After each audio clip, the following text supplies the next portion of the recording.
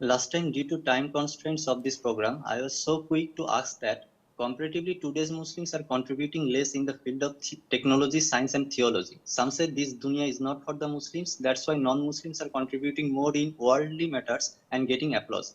Sheikh, my question is what's stopping today's Muslims to be influential contributors in technology, science, and theological fields? What is stopping you, Fahim? Sheikh, What, sorry. what is stopping you from that? I think it's due to lack of my hard work, nothing else. But some people say that Allah has given more power to non-Muslims. So No, my no, this is not true. This is not entirely true at all. It is your laziness. It is your lack of commitment. It is your own disadvantages that you impose upon yourself.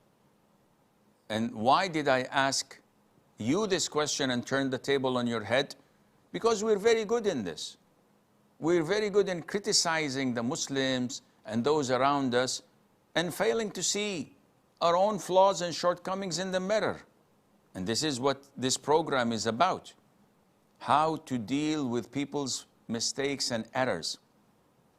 The Muslim world is privileged today by having lots of wealth.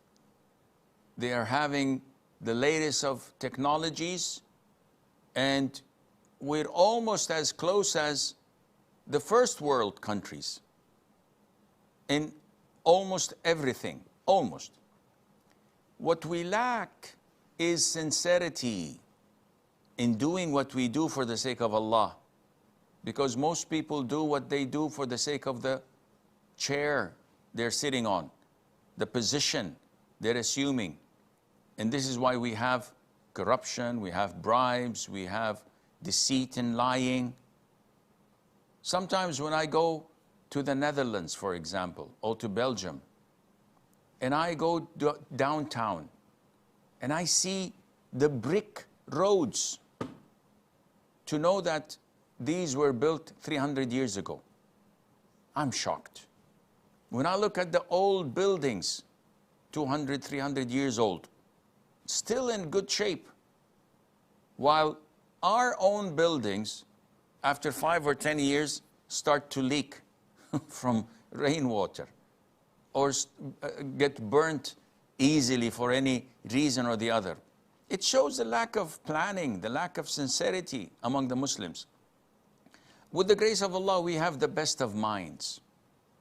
We export talents and technical minds and geniuses all over the world. So it has nothing to do with Islam in a negative sense. Rather, Islam promotes us to be the best and the first in everything we do. Is it sufficient that Allah says in the Quran, وَأَعِدُّوا لَهُم مَّا اسْتَطَعْتُم مِّن قُوَّةٍ? Allah says, prepare with the best of your means, whatever force and power you can to fight the enemies. And this includes technological and scientific advances. Isn't it sufficient that the Prophet himself said, alayhi salatu wassalam, إِنَّ اللَّهَ يُحِبُّ إِذَا عَمِلَ أَحَدُكُمْ عَمَلًا أَن يُتْقِنَهُ? Allah loves when one of you executes something that he does it in a perfect manner. So if you're a janitor, as a Muslim, you have to be the best janitor on earth. If you're an engineer, it is your religious obligation to be the most highly qualified engineer, or a physician, or a pilot, or a builder, or a scientist. This is what we bring our children to be. This is how they grow up, not on Instagram and following Snapchat and following Facebook or Twitter or YouTubers or influencers. These are scum. These are trash, regardless of what they do, because they have no value in Islam.